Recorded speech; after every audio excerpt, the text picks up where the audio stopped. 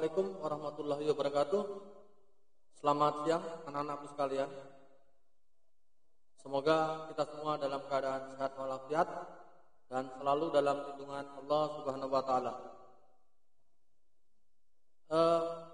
Dalam penyampaian materi pada hari ini, kemarin Senin yang lalu memang ada kesalahan atau kendala teknis. Insyaallah hari ini akan Bapak sampaikan materi tentang pembelahan sel. Jadi biasanya materi dulu baru ada tugas mandiri, ini terbalik. Tugas mandiri dulu baru Bapak bahas sebagian materi-materi yang kemarin 2 minggu lalu belum Bapak sampaikan. Hari ini akan Bapak sampaikan yang berkaitan dengan pembelahan sel. 2 minggu yang lalu itu kita bahas mengenai mitosis, yaitu pembelahan sel pada sel tubuh atau sel soma. Yang tahap-tahapnya perlu Bapak ingatkan, ada profase awal, ada profase akhir, ada metafase, anafase, dan telofase. Itu yang terjadi pada pembelahan dan pertambahan pada sel tubuh kita. Nah, untuk kali ini akan Bapak tambahkan yaitu tentang pembelahan meiosis yang terjadi pada sel gamet atau sel kelamin. Mari kita amati bersama-sama.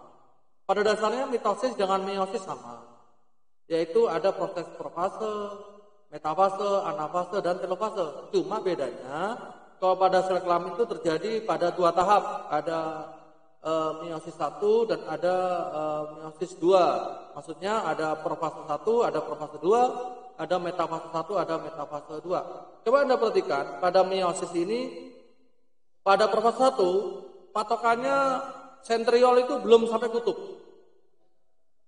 Dan kromosom itu belum di daerah ekuator, itu profase. Sama, untuk berikutnya. Untuk yang metafase, kromosom sudah ada di ekuator, sementara sentriol sudah ada di kutub. Jadi kutub yang berjauhan. Kalau di geografi itu ada utara, selatan, timur, barat itu yang namanya kutub ya. Kutub dalam arti bukan kutub utara, bukan. Maksudnya di antara 2 kutub itu aja. Nah, baru begitu kromosom tertarik oleh 2 kutub, yang menarik itu adalah benang-benang spindle, itu baru proses anafase. Ini baru satu sel, makanya dikatakan profase 1, metafase 1, anafase 1, itu baru satu sel. Nah, berikutnya, begitu sudah ada sekat, nah itu sudah mulai ada pembelahan, baru proses ke telofase. Sama prosesnya, cuma di sini masuk telofase 1. Tahap berikutnya kita akan masuk ke profase nanti. Ini baru gambaran ternyata, tapi belum lebih jelas. Nanti yang lebih jelas di sini ada. Nah ini pada meiosis 2. Begitu telofase tadi, yang terakhir telofase pada meiosis 1. Nah, sudah ada. Begitu sel 1 menjadi 2 bagian dan sentriol sudah dikutub, cuma bedanya kromosom belum di ekuator. Itu sudah masuk ke profase 2. Kalau tadi kan untuk profase sentriol belum dikutub, belum. Bedanya di situ. Tapi pada meiosis 2 sentriol sudah dikutub, cuma kromosom belum di ekuator. Ini maksudnya nak. Ini namanya sentriol. Ini kan belum di ekuator, maksud masuk ke profase. Baru kalau sudah ke ekuator sini baru masuk ke metafase. Kan tadi bedanya kalau yang satu tadi profase 1 tadi sentriol belum dikutub, masih di sini atau di sini. Nah, yang profase 2 sentriol sudah dikutub, cuma bedanya kromosom belum di ekuator. Ya, kalau sudah masuk ke ekuator baru masuk namanya metafase 2. Tahap berikutnya sama tadi, cuma bedanya 2. Nah, ini ada 2 sel. Kalau tadi kan 1 sel, berarti profase 1, metafase 1, anafase 1. Nah, ini sudah terjadi 2 sel yang akan membelah menjadi 4. Maksudnya ini sudah ketarik ke kutub masing-masing. Masing-masing ke kutub. Masing-masing ke kutub masuk ke anafase sudah. Ini. Tapi kalau ini nanti sudah terbagi, terbelah, maka masuk ke telofase 2. Nah, jadi intinya satu sel kalau akan menjadi 4 sel pada pembelahan meiosis. Nah, ini yang kemarin Anda gambar oleh tugas. Berikutnya, nah ini tadi contoh yang terjadi pada sel gamet. Pada sel gamet Anda perhatikan tadinya satu sel ini. Satu sel, tapi sel calon sperma, laki-laki ya, pria, laki-laki atau ya pria, jantan kalau di bahasa. Contoh dari hewan ya. Ini sel satu yang akan membelah jadi sperma, itu namanya spermatogonium. Spermatogonium itu masih diploid. Diploid itu artinya dua. Maksudnya ada 46, kalau di manusia ada 46. Jadi masih 46, belum terbelah. Nanti kalau sudah mengalami pembelahan akan menjadi 23. Berikutnya nanti Anda tahu. Nah, ini spermatogonium akan mengalami pembelahan secara meiosis 1 tadi. Nah, akan membelah menjadi spermatosit primer. Ini akan menjadi spermatosit primer ini. Tapi masih diploid. Diploid itu masih 2 pasang kromosom. 2 pasang kromosom berarti ada 46. Terus akan mengalami pembelahan meiosis 2. Meiosis 2 tadi, 2 akan menjadi 4 dan seterusnya. Nah, ini spermatosit primer akan menjadi spermatosit sekunder. Sudah haploid. Kalau haploid itu yang tadi kalau jumlah kromosom ada 46 berarti tinggal terbelah menjadi 23. Nah, akhirnya ini nanti kalau lebih jelas tanya ke Pak bisa. Spermatosit tadi, sekunder tadi itu akan terbentuk ini.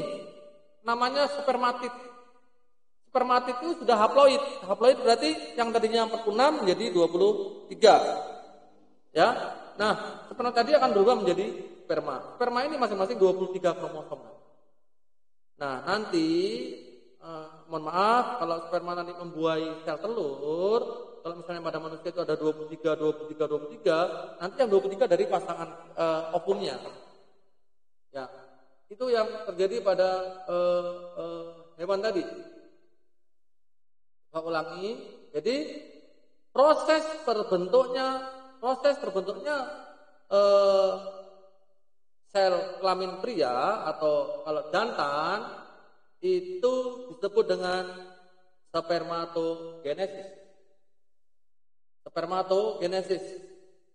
Sampai mulai dari spermatogonium sampai terbentuk spermatozoid. Sedangkan pada ini ya, berarti proses gametogenesis ada 2 macam. Pada laki-laki namanya spermatogenesis, sedangkan pada betina itu namanya oogenesis.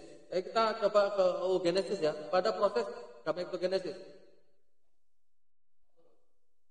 Nah ini, pada hewan betina sama kayak tadi, cuma kalau untuk calon telur namanya oogonium ini, masih diploid.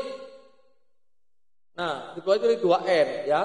Sementara akan mengalami meiosis 1 menjadi oosit primer, masih diploid, masih 2N ya. Terus dari oosit primer akan mengalami pembelahan meiosis 2 akan bentuk oosit sekunder. Nah, oosit sekunder tadi tidak semuanya akan menjadi ovum.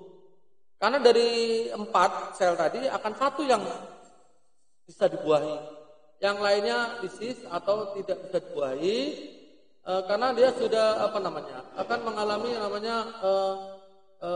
lisis. Jadi Anda perhatikan di sini 3 badan sel kutub ini, ini kan lisis dan yang akan jadi ovum hanya 1.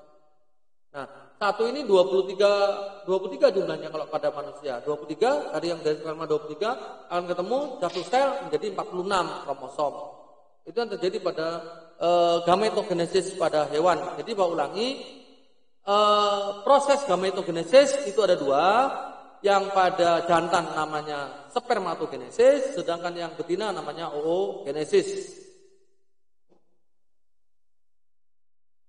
Mungkin itu aja yang ingin saya sampaikan. Untuk minggu depan kita akan mencoba pembuahan pada tumbuhan. Jadi nanti beberapa kali tugas-tugasnya menyusul. Hari ini mungkin gak ada tugas, menyelesaikan tugas yang kemarin Bapak belum koreksi, salah hari Bapak koreksi. Jadi yang kemarin Bapak tanyakan yaitu proses mitosis, meiosis, gametogenesis, yaitu tentang spermatogenesis dan oogenesis. Mungkin itu saja yang ingin Bapak sampaikan. Minggu depan insya Allah kita akan bertemu dengan pembelahan pada sel tumbuhan sampai bunga, putik, sari dan seterusnya sampai menjadi buah. Mungkin itu aja yang ingin sampaikan. Tolong sekali lagi jaga kesehatan, ikuti protokol kesehatan.